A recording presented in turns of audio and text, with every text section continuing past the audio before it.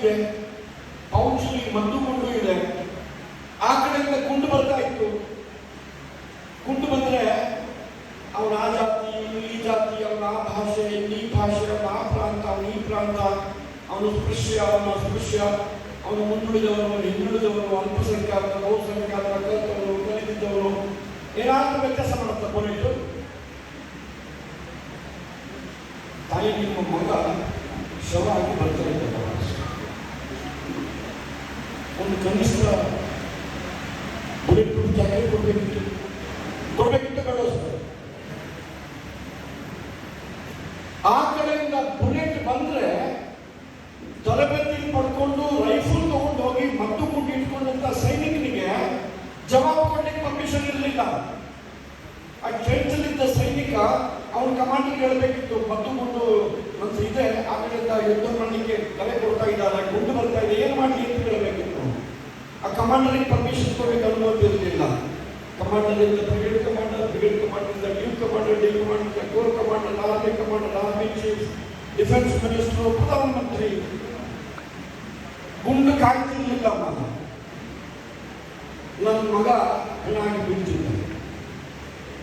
ಕನಿಷ್ಠ ಆ ಹೆಣ್ಣಕ್ಕೊಂದು ಅಂತ್ಯ ಸಂಸ್ಕಾರ ಮಾಡಬೇಕಂತಂದ್ರೆ ಅವಕಾಶ ಇಲ್ಲ, ಬಾಡಿ ವಾಪಸ್ ಕಳಿಸ್ಲಿಕ್ಕೆ. ನಾನು ಮಾಡಿದ್ದೀನಿ ಸೈನಿಕರ ಅಂತ್ಯ ಸಂಸ್ಕಾರ. ಅವರ ಅಸ್ಥಿಯನ್ನು ಕಳಿಸ್ಬಿಟ್ಟಿದ್ದೀವಿ ಮನೆಗೆ. ಮೋದಿಯವರು ಬಂದರು, ಹೊಸ ತರಬೇತಿ ಕೊಡಲಿಲ್ಲ, ಹೊಸ ಮದ್ದು ಕೊಂಡುಕೊಳ್ಳಲಿಲ್ಲ, ಹೊಸ ಶಸ್ತ್ರಾಸ್ತ್ರ ಕೊಡಲಿಲ್ಲ. ಒಂದೇ ಒಂದು ಸಣ್ಣ ನಿರ್ಣಯ ತಗೊಂಡು ನೆನಪಾಡ್ಕೊಂಡ್ರೆ ಇವಾಗ ಮೈ ಚುಬ್ಬನ್ನಂತೆ. ಏನ್ ಹೇಳಿದ್ರು ಗೊತ್ತಾ? ತಮ್ಮ ಆ ಕಡೆಯಿಂದ ಒಂದು ಗುಂಡು ಬಂದ್ರೆ 10 ಗುಂಡಿಂದ ಎಥ್ಲೆಟಿಕ್ ಉತ್ತರ ಕೊಡುವ ಹಣ ಕೆಲಸ ನನಗೆ ಅಂತ ಹೇಳಿದ್ರು. ಇಂತಹ ಒಂದು ದೃಢ ನಿರ್ಧಾರ ತೆಗೆದುಕೊಳ್ಳುವಂತ ಪ್ರಧಾನಮಂತ್ರಿ ನಮ್ಮ ದೇಶಕ್ಕೆ ಬೇಕೋ ಬೇಡವೋ? ಅವ್ರ ಶಕ್ತಿಯಿಂದ ಬಂದ್ರೆ ನಿಮ್ಮಿಂದ ಬಂದದ್ದು ಇದಾಗಬೇಕಾದದ್ದು. ಇವತ್ತು ಬುಲೆಟ್ ಪ್ರೂಫ್ ಜಾಕೆಟ್ ಪ್ರತಿ ಸೈನಿಕರಿಗೆ ಕೊಟ್ಟಿದ್ದೀವಿ, ಹೊರ ದೇಶಕ್ಕೆ ಎಕ್ಸ್ಪೋರ್ಟ್ ಮಾಡ್ತಾ ಇದ್ದೀವಿ. ಇದು ವಾಸ್ತವವಾಗಿ ನಾವು ಬೂದಲ್ಲಿ ಮಾಡುವ ಒಂದು ಸಣ್ಣ ಕೆಲಸ, ನಾವು ಹಾಕುವ ಒಂದು ಸಣ್ಣ ಓಟು. ನಾವು 18 ವರ್ಷ ಆದ ಒಬ್ಬ ವ್ಯಕ್ತಿಯನ್ನು ನನ್ನ ಬೂದಲ್ಲಿ, ನನ್ನ ಪೇಟೆಯಲ್ಲಿರುವಂತಹ ಮನೆಯಿಂದ ಅವನನ್ನ ಭಾಜಪಾದ ಓಟರಾಗಿ ಕನ್ವರ್ಟ್ ಮಾಡ್ತೀವಿ ಅಂತ ಹೇಳಿದ್ರೆ, ನಿಮ್ಮ ಈ ಸಣ್ಣ ಕೆಲಸ ಒಬ್ಬ ಪ್ರಧಾನಮಂತ್ರಿಗೆ ಅಂತಹ ಗಟ್ಟಿ ನಿರ್ಣಯ ತೆಗೆದುಕೊಳ್ಳುವಂತ 56 ಜನ ಎದೆಗಾಲಿಕೆಯನ್ನು ಕೊಡುತ್ತೆ. ಅದಕ್ಕಾಗಿ ನಾವು ಕೆಲಸ ಮಾಡಬೇಕು. ಪಾಟೀಲ್ರೆ, ಕೇಂದ್ರ ಸರ್ಕಾರದಿಂದ, ಕೇಂದ್ರ ಪಾರ್ಟಿಯಿಂದ ಕೇಂದ್ರ ಕಚೇರಿಯಿಂದ ತುಂಬಾ ಕೆಲಸ ಬರುತ್ತಲ್ಲ, ತುಂಬಾ ಕೆಲಸ ಬರುತ್ತೆ. ಅದು ಸಾಕಾಗೋದಿಲ್ಲ ಅಂತ ಹೇಳಿ ರಾಜ್ಯದಲ್ಲಿ ತುಂಬಾ ಕೆಲಸ ಕಳಿಸ್ತಾರೆ. ನಿಮಗೆ ಮೊದಲಿಗೆ ಅನ್ಸಿದ್ಯಾ? ಯೋಧರಿಗೆ ಎಷ್ಟೊಂದು ಕೆಲಸ ಇದು ಅಂತ ಅನ್ಸಿದ್ಯಾ? ಸತ್ಯ ಹೇಳಿ, ನಾವು ಮಾತಾಡ್ತೀವೋ ಇಲ್ವೋ? ಅದು ಎಷ್ಟು ಪ್ರೋಗ್ರಾಮ್. ನಾಳೆ ಒಂದು ಲೆಟರ್ ಕಳಿಸ್ತಾ ಇದ್ದೀನಿ, ನಾಳೆ ಬರುತ್ತೆ. 26 ಜುಲೈ ಏನು ದಿವಸ ಹೇಳಿ? 26 ಜುಲೈ ಏನು ದಿವಸ? ಕಾರ್ಗಿಲ್. ಮೊನ್ನೆ ಗುರುಪೂರ್ಣಿಮೆಗೆ ಏನ್ ಮಾಡಿದ್ರು? ಗುರುಪೂರ್ಣಿಮೆ ಒಂದು ಕೆಲಸ ಮಾಡ್ತಾ ಇಲ್ವಾ?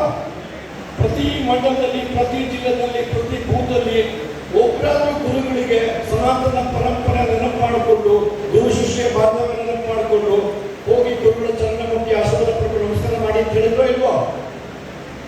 ನಾನು ಅದಕ್ಕೆ ಕ್ರಿಮಿನಲ್ ಆಗಿದ್ದೆ. ನಾನು ಯಾರಿಗೆ ಸಂಬಳ ಮಾಡಿದ್ದೆ ಗೊತ್ತಾ? ನನ್ನ ತರಬೇತಿಯ ಸಮಯದಲ್ಲಿ, ಮಿಲಿಟರಿ ತರಬೇತಿಯ ಸಮಯದಲ್ಲಿ ಲೆಫ್ಟಿನೆಂಟ್ ಕರ್ನಲ್ ಆಗಿದ್ದವರು ಲೆಫ್ಟಿನೆಂಟ್ ಜನರಲ್ ಆಗಿ ರಿಟೈರ್ ಆಗಿ 87 ವರ್ಷದ lieutenant general CR Sampath Kumar ಅವ್ರ ಮನೆಗೆ ಹೋಗಿ ಅವ್ರ ಕಾಲಿಗೆ ಅಡ್ಡ ಬಿದ್ದು, ಅವ್ರಿಗೆ ಆಶ್ಚರ್ಯ, ಅವರಿಗೆ ಯಾಕೆ ಬಂದಿದ್ದೀಯಪ್ಪ ಅಂತ ಕೇಳಿದ್ರು. ನನಗೆ ನೀವೇ ಕೊಡೋದು ಸಾರ್ ಅಂತ ಹೇಳಿದ್ರು. ಅದು ನಾವೆಲ್ಲ ಮಾಡಿದ್ವೋ ಇಲ್ವೋ? ಈ ಕಾರ್ಗಿಲ್ ಒಂದು ಕಾರ್ಯಕ್ರಮ ಬರುತ್ತೆ, ನಾವೇ ಹೇಳ್ತೀವಿ. ನಾನು ಯಾಕೆ ಕೇಳಿದೆ ಈ ಪ್ರಶ್ನೆ?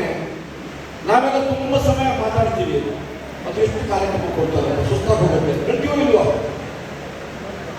ಸುತ್ತಲೇ ಪ್ರಶ್ನೆ ಕೇಳ್ತೀವಿ.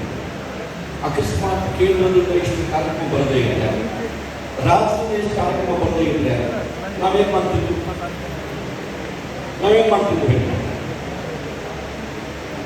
ಮಾಡ್ತಿದ್ವಿ ಏನಾದ್ರು ಕಾರ್ಯಕ್ರಮ? ಒಬ್ಬ ಕವಿ ಹೇಳ್ತಾನಲ್ಲ, ಗಂಗೆ ಇದ್ದರೆ, ತುಂಗೆ ಇದ್ದರೆ, ನೀರು ಹಿಮಾಲಯ ಶಿಖರವಿದ್ದರೆ, ಹೇಳಿದ್ರೆ ಕೂತು ಹೇಳಿದ್ರೆ ಸ್ವಲ್ಪ ಹೇಳ್ತೀನಿ, ಶಿವರಾಮ್ ಅಂತ ಬರ್ತಿರೋ ಹಾಡು.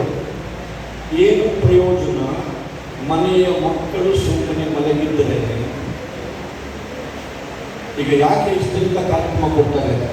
ಯಾಕೆ ನಾವೆಲ್ಲ ಪತಿಯವರಿಗೆ ಕಲಿಸ್ತಾ ಇರ್ತೀವಿ? ಯಾಕೆ ಪತಿಯವರಿಗೆಲ್ಲ ಫೋನ್ ಮಾಡಿ ಕೇಳ್ತಾ ಇರ್ತಾರೆ ಅಂತ ಹೇಳಿದ್ರೆ, ನಾವು ರಾಷ್ಟ್ರ ನಿರ್ಮಾಣದ ಪುಣ್ಯ ಕಾರ್ಯಕ್ರಮ ತೊಡಗಿಸುತ್ತಿದ್ದೇವೆ. ನಾವು ಉಳಿದ ಪಕ್ಷದವರಾಗಲ್ಲ, ನಾವು ಉಳಿದ ಪಕ್ಷದವರಾಗಿ